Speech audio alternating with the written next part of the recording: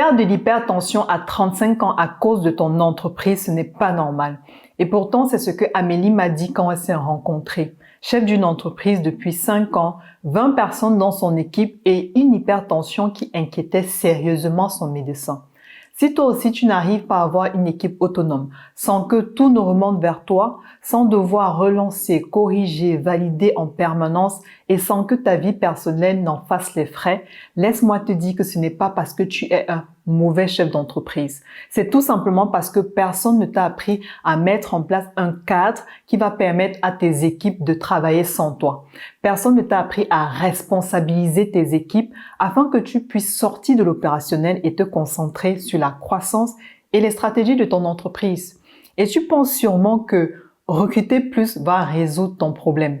C'est exactement la cause de frustration de la plupart des dirigeants que j'accompagne parce qu'ils se sont dit avec tel manager, avec tel collaborateur, avec tel profil, ça ira mieux. Pourtant, tu continues à intervenir où tu ne devrais pas. Tu continues à jouer au pompier qui éteint les feux dans ton entreprise. Et surtout, tu continues à porter seul cette charge que tu devrais porter avec ton équipe. Dans cette vidéo, nous allons voir comment avoir une équipe autonome sans être indispensable afin que tu puisses te repositionner en dirigeant et que tu arrêtes d'être l'exécutant dans ton entreprise. Hello, c'est Zita Yomi, bienvenue sur la chaîne Optimize Business. J'accompagne les entrepreneurs chefs d'entreprise de TPE, PME épuisés par l'opérationnel à optimiser la structure de leur business afin de libérer leur temps et leur esprit afin de se repositionner en vrai chef d'entreprise stratège. Donc sur cette chaîne, je partage des conseils, des astuces, des méthodes, des outils, des études de cas comme celui-ci. Donc n'hésite pas à t'abonner, à liker, à laisser un commentaire, ça me ferait plaisir de répondre à tes questions et surtout de partager cette vidéo à un autre entrepreneur comme toi qui pourrait en avoir besoin.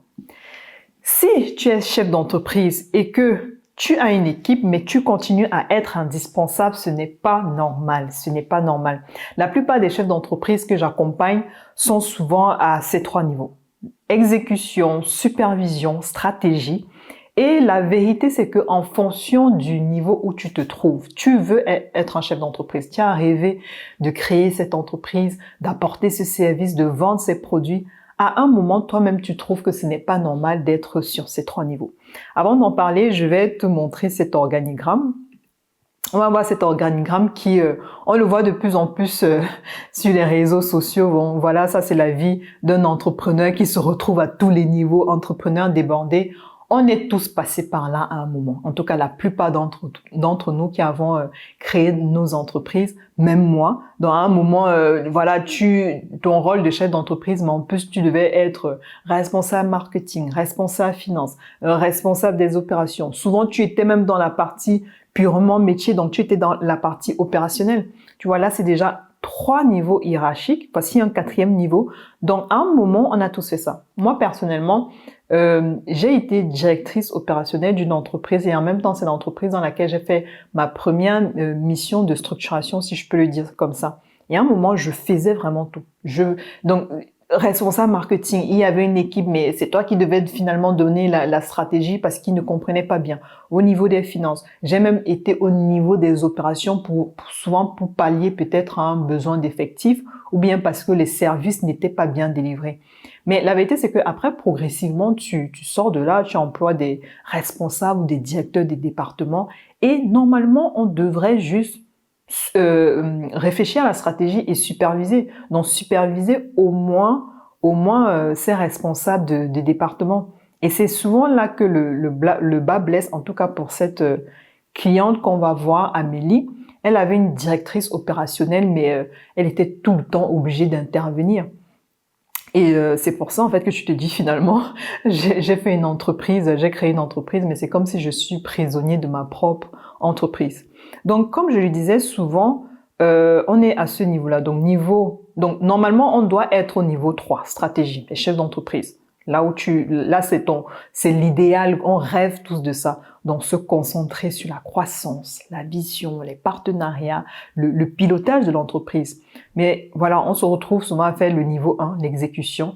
Par exemple, si une tâche n'est pas bien faite, si le service n'est pas délivré, on sent souvent ce besoin de redescendre à ce niveau. Et ce n'est pas normal. Ou sinon, on fait aussi souvent trop de supervision. Si, par exemple, comme Amélie, qu'on va voir, je vais présenter son profil tout de suite.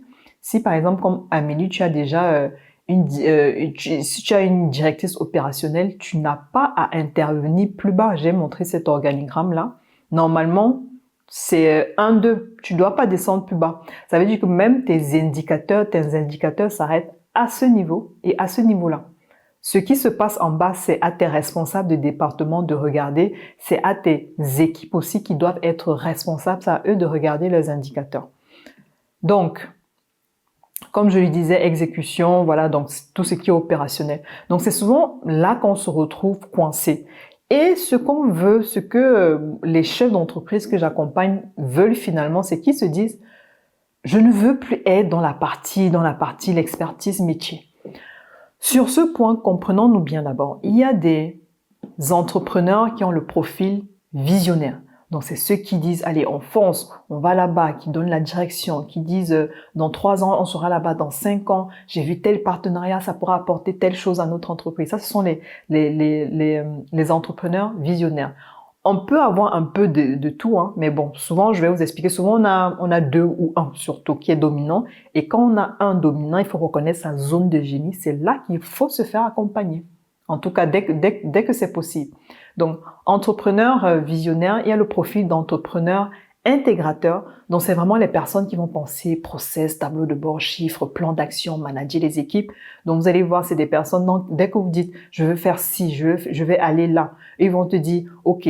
Ils vont directement, et le cerveau est câblé comme ça. Je veux dire que c'est un peu ce profil que moi j'ai le plus intégrateur. Plan d'action, tous les projets, toutes les choses que j'ai fait dans ma vie, même organiser des événements, c'est tellement simple pour moi parce que tac, tac, on va faire ça, la personne fait ci, tu dois contrôler ça.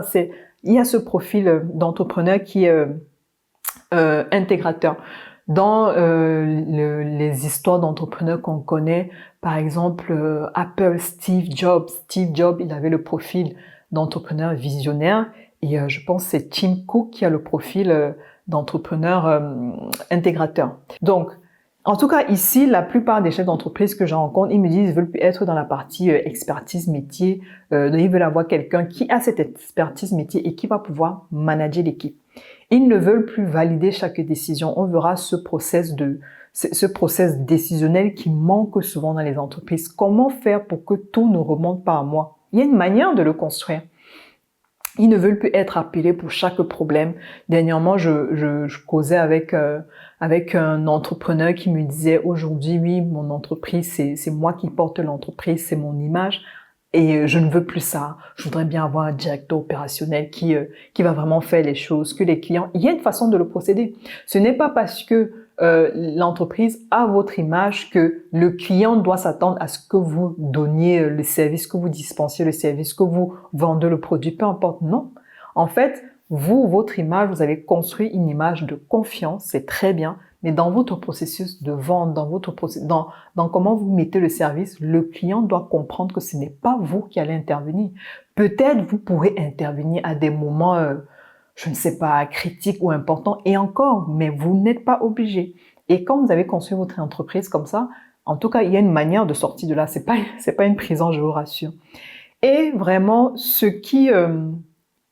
le point le plus important ici, et c'est ce que Amélie m'a dit, c'est que vous voulez libérer votre tête. Est-ce que vous savez que ça peut être trop de se dire que je vois beaucoup de choses dans mon entreprise, je sais exactement comment ça devrait fonctionner, je sais ce qu'il faut faire, mais je n'arrive pas à le faire. Est-ce que vous savez que c'est une charge mentale? Et que ne vous dites pas... en fait, on a souvent cette fausse croyance de se dire « Ah, aujourd'hui, j'ai pu peut-être mettre une directrice opérationnelle, ça ira mieux. » Mais tant qu'il n'y a pas de process, tant qu'il n'y a pas tout ce qu'on va voir tout à l'heure, ça, en fait... C'est juste un pansement que vous avez mis pour apaiser votre cœur. Mais je suis désolée de vous dire, ça va faire que retarder l'échéance en fait. Ça va faire que retarder votre échéance. Donc Amélie, c'est une chef d'entreprise que j'ai rencontrée dans un cadre en fait. C'était la copine d'une amie qu'on a en commun. Cette amie-là faisait du théâtre. Et nous avait invité à regarder sa pièce de théâtre. Donc, c'est dans ce cadre de loisir, parce qu'à un moment, Amélie n'en pouvait plus. Elle voulait souffler, qu'elle a accepté pour une fois, depuis que notre amie en commun faisait ses représentations. Elle a accepté enfin de faire une pause dans son activité pour venir la voir. Et c'est comme ça qu'on a connecté, on a échangé nos numéros et j'ai pu écouter, voir quel problème elle avait. Donc Amélie a 35 ans, elle est célibataire. Elle avait une entreprise de formation, franchement une entreprise de formation privée en communication qui fonctionne très bien. Depuis 5 ans, elle a une équipe de 20 personnes, des personnes en interne et des prestataires. Donc par exemple, le comptable, c'est de la prestation externe. Elle a des stagiaires, des alternants.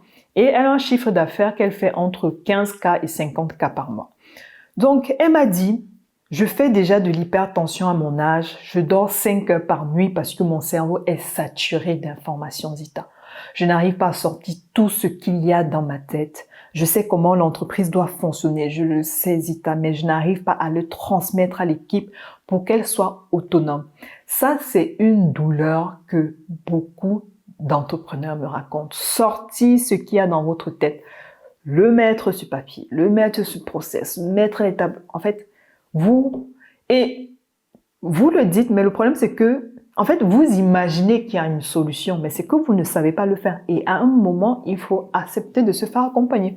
Accepter tout simplement que ce n'est pas votre zone de génie. Accepter que peut-être même ce directeur, cette directrice opérationnelle que vous avez embauché, peut-être, elle ne va pas savoir tout mettre en place et que elle aura besoin d'aide, tout simplement.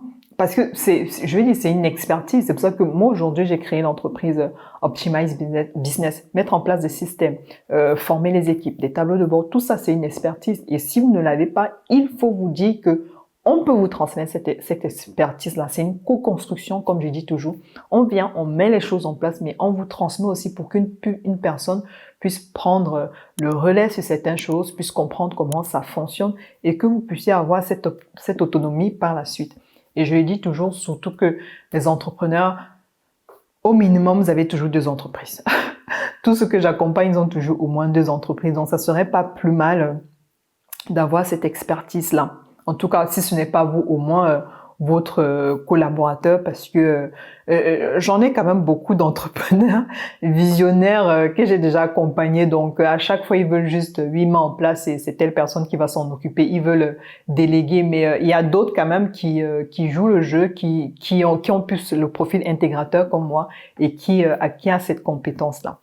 Donc, pourquoi chercher à avoir l'autonomie dans son équipe? Parce que beaucoup de personnes ne se posent pas souvent de questions de pourquoi je fais ce que je veux, où je veux aller, qu'est-ce que je veux devenir plus tard, comment je veux vivre avec ma famille, comment je veux vivre avec mes enfants, je veux que mes enfants partent dans quel type d'école, je veux avoir quel style de vie. Il faut se poser les bonnes questions. Pourquoi tu as créé ton entreprise aujourd'hui? C'était juste pour gagner de l'argent? Ok, tu as de l'argent et après ça? Donc, il y a des personnes souvent, la première chose, c'est de se dire, pourquoi tu cherches l'autonomie de ton équipe? Donc, souvent, les gens, ils se disent, ces entrepreneurs-là, ces chefs d'entreprise se disent, je veux déjà sortir de l'opérationnel. Ce n'est pas mon rôle d'être dans l'opérationnel tout le temps. Je n'ai pas assez de temps pour penser à la stratégie, à la croissance, à faire des partenariats, en tout cas, à amener mon entreprise à un autre niveau. Donc, c'est souvent la première raison. La deuxième raison aussi, peut-être, et je te le dis parce qu'il faut te poser les bonnes questions. La deuxième raison, souvent, c'est que, il faut le dire, on s'est dit, on a créé notre entreprise pour avoir une certaine liberté. Il y a des gens qui ne voulaient plus avoir ce salariat-là. Pas que le salariat n'est pas bon. C'est pas le propos, c'est pas l'objet de mes propos ici. Mais on le ressent souvent au fond de nous. Moi, je dis toujours que ma première année de stage, je savais que je ne voulais pas le circuit conventionnel de salarié, tout ça. Je l'avais senti au fond de moi et je l'avais même dit à mon boss à l'époque. À l'époque, je vous ai dit, j'ai fait une formation, je suis pharmacienne, assurance qualité. Du moins, j'ai une formation de pharmacienne assurance qualité. Après, je me suis reconvertie en management d'entreprise parce que c'est vraiment quelque chose que j'aimais. Donc, ma première année de stage, j'ai eu ce pharmacien et je me rappelle, je lui ai dit que franchement, la première journée, on demande souvent comment ça se passe. Et je lui ai dit, franchement, c'est ce que vous faites que j'aime bien. En fait, déjà, je voyais qu'il venait à l'heure qu'il voulait. J'avais déjà ce sentiment d'avoir cette liberté-là, de vouloir cette liberté-là du moins, que de venir là à 9 heures ou je sais plus 8 heures, tu rentres tard le soir, souvent tu restes même là à ne rien faire. Et je voyais qu'il s'occupait des problèmes, qu'il gérait des équipes. En fait, moi, ce management-là, je l'aimais déjà. Donc, en fait, et quand j'ai travaillé plus tard, j'ai vu que la partie salariat, et déjà souvent tu travailles dans des entreprises, la vision ne te parle pas vraiment, tu n'as pas cette énergie pour travailler à fond. En tout cas, j'avais vu que ça ne me correspondait pas. Donc, comme je disais, la deuxième raison pourquoi il faut à un moment chercher l'autonomie de nos équipes, c'est parce qu'à un moment, on s'est dit, en fait, oui, on veut créer, certains du moins se sont dit, je veux créer mon entreprise. Et pour avoir cette liberté de temps, liberté de lieu, donc pouvoir travailler où je veux. Il y a de plus en plus d'entreprises nomades, donc où tu n'es pas obligé d'être en présentiel tout le temps avec tes équipes. Avoir cette liberté de temps, de lieu, liberté d'argent, liberté aussi financière.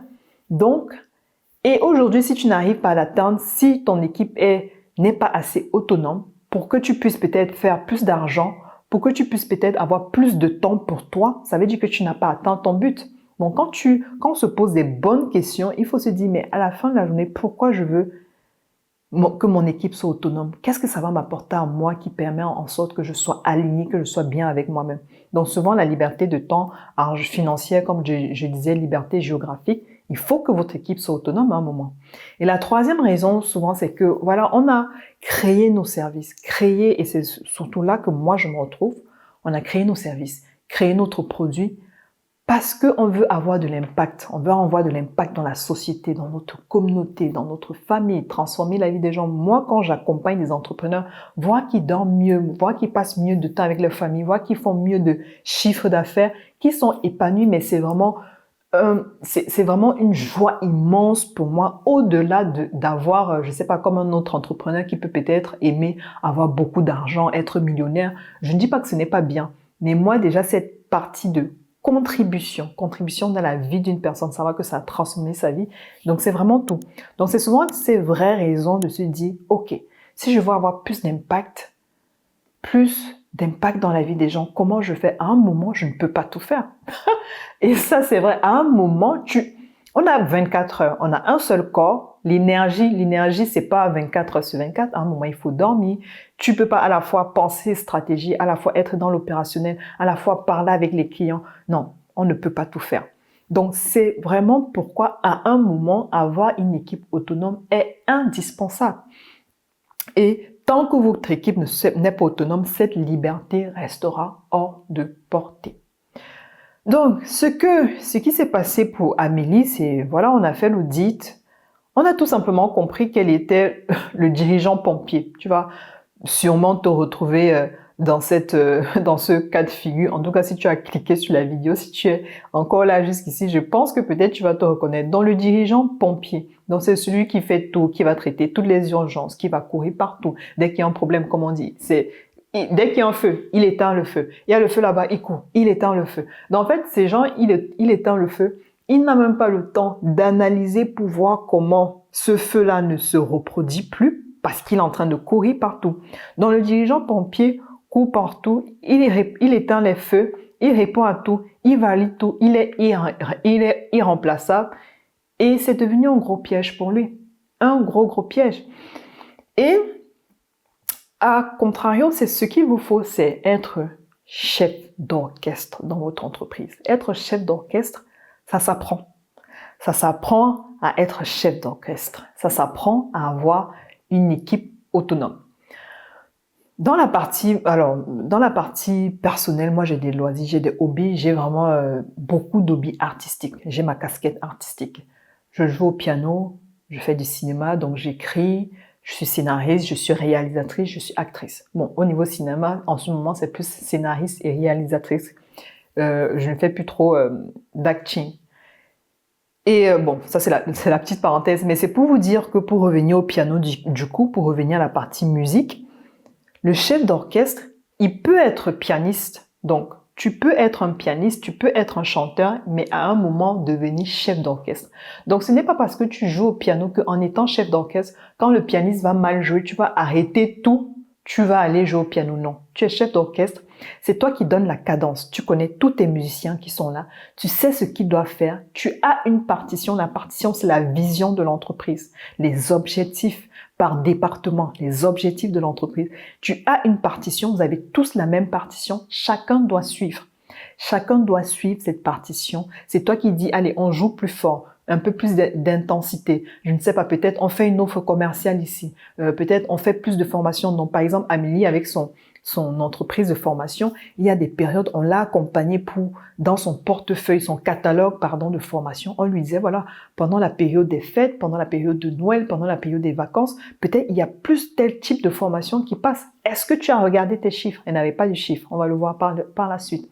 On l'a accompagnée en mettre en place, des systèmes parce que tu ne peux pas te plaindre que ton équipe commerciale n'est pas performante, tout remonte à toi, tu dois réfléchir à tout, alors que tu n'as pas de données que tu exploites. Parce que le but, c'est pas d'avoir des chiffres, c'est de savoir les lire, savoir les exploiter. Donc, le chef d'orchestre, c'est celui qui dit comment jouer la musique, en fait. Il s'assure que chaque musicien sait ce qu'il doit faire. Et la musique joue, ton entreprise tourne, en fait. Tu es juste là pour donner la cadence. Donc, chacun sait ce qu'il doit faire. Donc, la question souvent à se poser, c'est de ne pas se dire, est-ce que mon équipe est bonne? Je vous l'assure, souvent dans vos équipes, il y a des personnes qui ne doivent pas être là ou qui ne sont pas au bon endroit. On va en parler tout à l'heure. Donc, les personnes qui ne doivent pas être là, à un moment, il faut tout simplement les remercier. Je vois trop de chefs d'entreprise qui disent non, voilà, l'équipe, c'est comme une famille, on ne peut pas. Non, à un moment, il faut savoir remercier les gens. En fait, vous n'allez pas plomber votre entreprise parce que vous vous dites que vous avez mis un management familial. Est-ce que la personne atteint les objectifs? Parce que c'est aussi votre rôle de challenger, de tirer vos équipes. On n'est pas fait pour stagner dans la vie.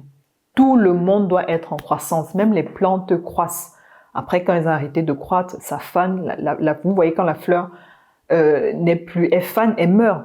Tout homme, toute créature doit être en croissance. Croissance intellectuelle, en tout cas, doit être en croissance. Et c'est aussi ça, le bon leadership. C'est aussi ça, le bon leadership d'un chef d'entreprise, d'un manager, d'un responsable de département. Challenger ses équipes pour s'assurer que les gens soient tout le temps en croissance. Donc, se demander, est-ce que l'équipe est bonne? Est-ce que vous avez mis les personnes au bon endroit? Ce n'est pas toujours la question. En tout cas, il faut déjà vous demander à vous, en tant que chef d'entreprise, est-ce que vous avez construit un orchestre? Est-ce que vous jouez encore tous les instruments? Est-ce que vous dites encore à chaque musicien ce qu'il doit jouer? Ce sont les questions que vous devez vous poser. Donc, avec Amélie, dans son école de formation, pourquoi tout remonte à elle? Donc, tout remonte à toi. Pourquoi aujourd'hui? On traite son cas, mais je m'adresse aussi à toi qui regarde cette vidéo. Pourquoi tout remonte encore à toi aujourd'hui? Pourquoi toutes les décisions remontent à toi? Marketing, commercial, finance, ton produit. On fait un produit, est-ce que c'est toi qui dois encore valider? Ou bien un certain type de produit, peut-être le produit phare. Pourquoi c'est toi qui dois valider? Pourquoi tu n'as pas transmis ce process de validation à tes équipes? Pourquoi tout remonte vers toi? Donc, en fait, quand nous, on a accompagné Amélie, en fait, on a fait en sorte que son équipe puisse prendre des décisions, chacun dans son périmètre. On peut, par exemple, mettre en place des fiches de poste, on peut mettre plein de choses en place.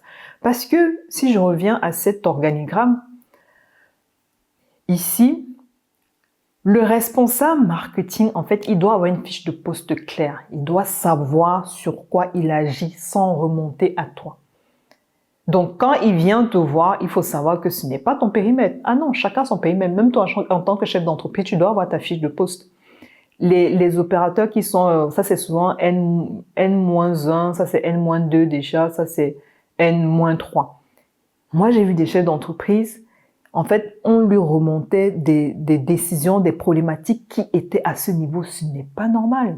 Ce n'est pas normal. Ça doit monter peut-être là ou là, mais jamais là. Tu dois avoir des process décisionnels, en fait. Chacun doit être responsabilisé, sinon tu ne peux pas tout gérer.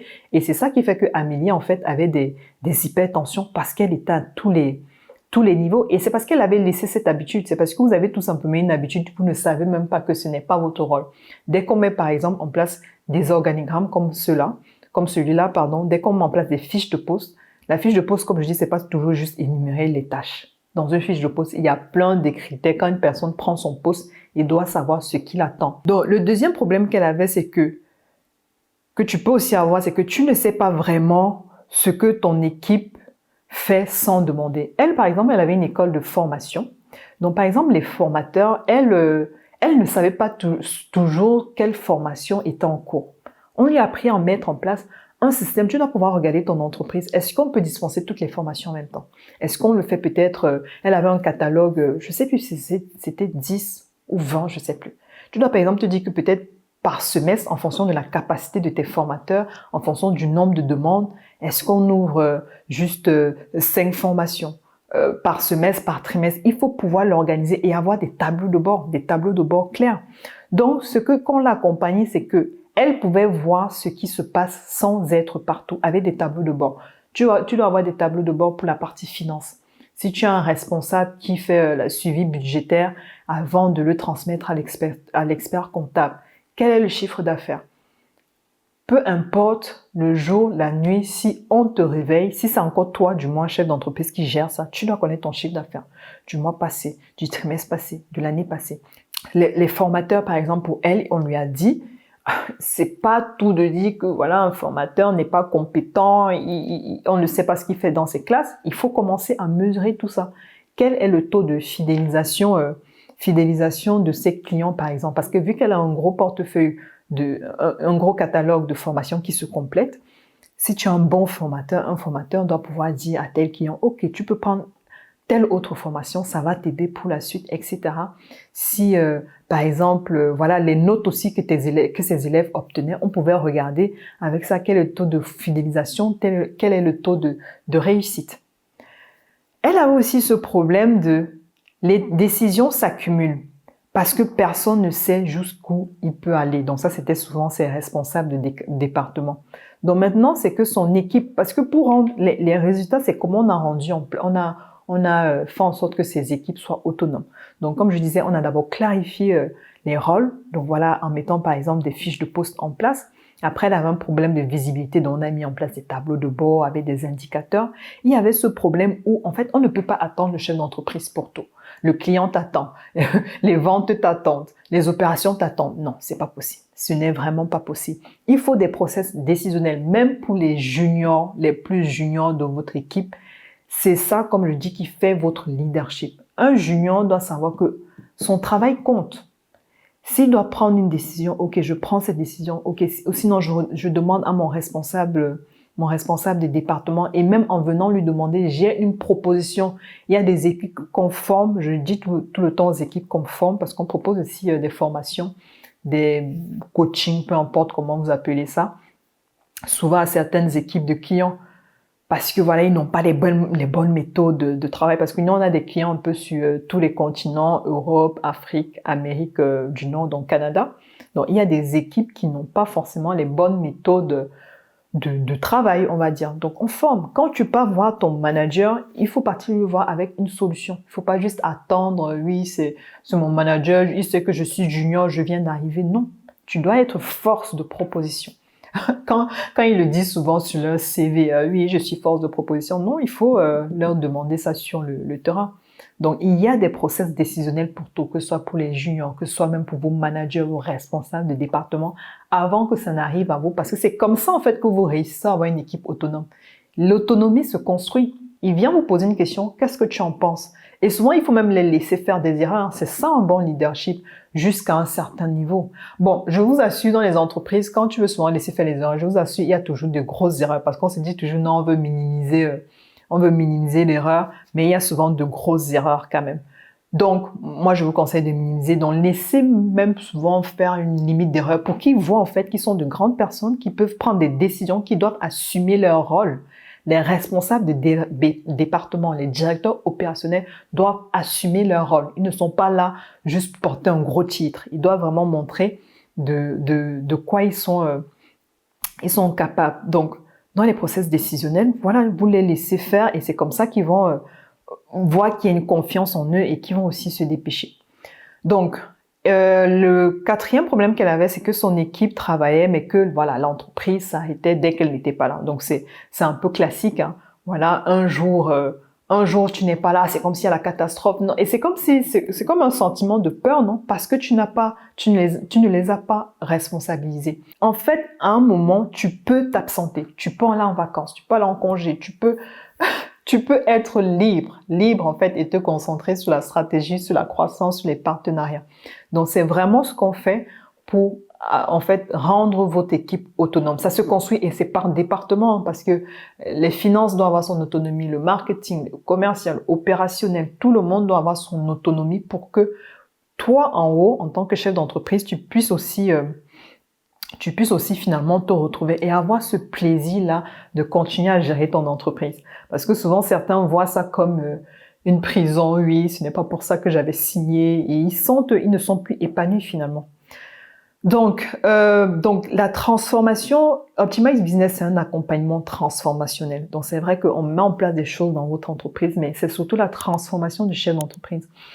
Ceux qui se font, moi je me fais coacher, je me fais accompagner, ceux qui se font coacher, ceux qui se font accompagner pour tout ce qui est business, on va toujours dire que la vie d'un entrepreneur, c'est vraiment souvent la transformation d'abord du chef d'entreprise avant même la transformation de son entreprise. Parce que c'est au niveau du mindset, comprendre des choses, c'est au niveau de l'intérieur, ce que vous allez accepter d'être, comment vous allez accepter d'être transformé, comment vous allez accepter d'être accompagné, les formations que vous allez faire, c'est ça en fait qui va faire finalement que vous soyez équilibré dans votre vie.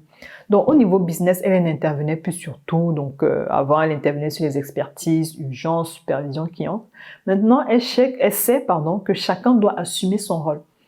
Si tu n'assumes pas ton rôle, une fois, un avertissement, 2 avertissements, après il faut remercier la personne parce que vous avez besoin d'avancer. Vous n'avez pas besoin de juste garder les personnes parce qu'il faut les garder.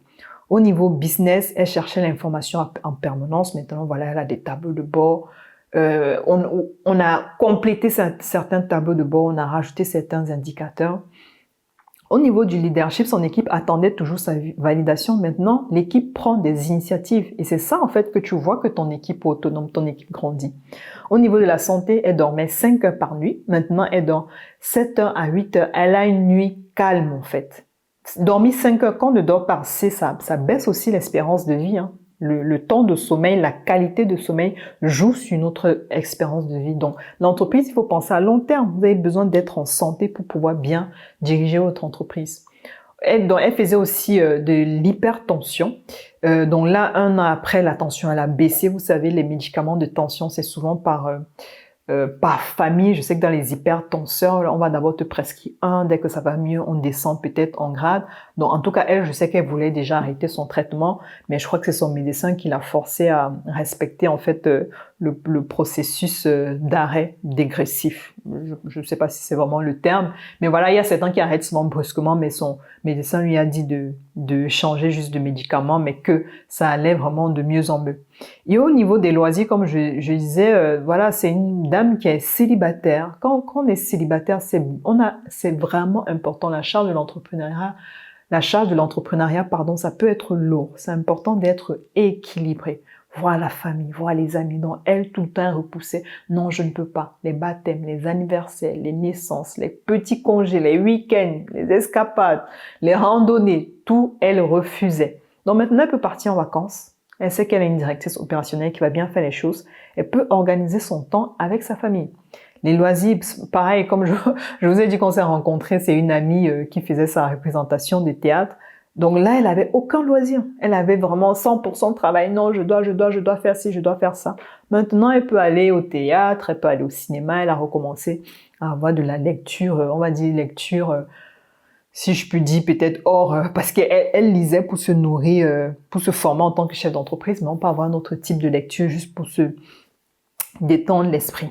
Donc, avec Amélie, ce que j'ai bien aimé, c'est que quand on a discuté ensemble, elle a vite reconnu ses limites. Donc, elle ne connaissait pas ce dont je vous ai parlé au début de la vidéo, profil intégrateur, profil visionnaire. Elle avait vraiment un profil visionnaire. Donc, elle a vite reconnu ses limites et elle a écouté les recommandations dès que, voilà, on a commencé l'accompagnement, elle a vraiment écouté les recommandations. Donc, il ne faut pas rester bloqué, vous dire, oui, je vais pouvoir faire moi-même, j'ai commencé à mettre des procès, je sais que... En fait, il faut aller rapidement. Si vous pouvez vous faire accompagner, si vous pouvez arrêter l'hémorragie, ça ne sert à rien de penser. Si vous pouvez arrêter l'hémorragie, allez-y. Prenez le service, prenez un accompagnement, prenez un directeur opérationnel. Voilà. Et il faut vous faire aider en fait pour retrouver l'autonomie, cet épanouissement que vous aviez quand vous avez créé votre entreprise. Donc, elle a arrêté aussi de penser que le problème, c'était son équipe, hein, parce qu'on se dit souvent, ah, mais tel directeur opérationnel, on me l'avait recommandé, je croyais qu'il était bon, il avait fait son CV comme ça, etc., etc. Non, ok? Il faut être responsable. Quelle est ta responsabilité dans ton entreprise? Ok, tu l'as embauché, ok, telle personne travaille comme ça, mais toi, quelle est ta responsabilité? C'est toi le chef d'entreprise. À un moment, tu es responsable sur certaines décisions, sur ce qui se passe dans ton entreprise. Dès que tu es responsable, tu prends juste des décisions, tu prends des actions, tu mets en place des actions rapidement. Et c'est ce qu'elle a fait en prenant l'accompagnement Optimize Business. Et elle a compris surtout que le problème était structurel. Comme je dis, peut-être c'est pas forcément le commercial qui fait mal, peut-être c'est pas forcément elle aussi qui fait mal. Le problème, c'est juste que vous n'avez pas de structure. Elle avait besoin d'un système dans son entreprise. Voilà, comme j'ai dit, clarifier les rôles, mettre en place des indicateurs, des tableaux de bord pour avoir la visibilité sur ce qui se passe, responsabiliser vos équipes, mettre en place des process décisionnels. Donc, c'est vraiment ça. Et on l'a fait pour tous les départements de son entreprise parce que c'est un travail que lorsque vous faites, vous êtes... Parce qu'on peut enfin souffler. L'entreprise peut aller à un autre niveau. L'entreprise, souvent, quand vous êtes juste au premier niveau, vous avez coulé le sol, vous avez essayé de mettre des 4 piliers là pour tenir la maison. C'est souvent là que vous me dites, oui, Zita, aussi au moins de mettre des process. Ok, mais pour passer au niveau supérieur, niveau 1, ajouter un niveau 2, ajouter un niveau 3, il faut structurer, il faut mettre en place des systèmes. Et les systèmes qu'on met pour une maison à premier niveau, c'est pas les mêmes systèmes qu'on met pour une maison qui a 2 niveaux, c'est pas les mêmes systèmes qu'on met pour une maison qui a des gratte-ciel. Donc voilà. Donc, j'espère que cette vidéo t'a vraiment aidé, que ça t'a... Dis-moi en commentaire, est-ce que ton équipe peut avancer sans toi aujourd'hui pendant 48 heures? Fais vraiment cet exercice de le mettre en commentaire et sinon, dis-moi pourquoi ils ne peuvent pas avancer pendant 48 heures. C'est quoi? Tu as des problèmes de process? C'est quoi? Ils savent pas prendre des décisions sans toi, ils sont perdus. Qu'est-ce qui se passe dans ton entreprise? Et surtout, si tu veux aller plus rapidement, tu peux booker une session stratégique offerte avec moi pour qu'on puisse discuter des problématiques dans ton entreprise. Et d'ici là, n'oublie pas de t'abonner, de liker et de partager à une personne qui en a besoin. Et on se dit à très bientôt.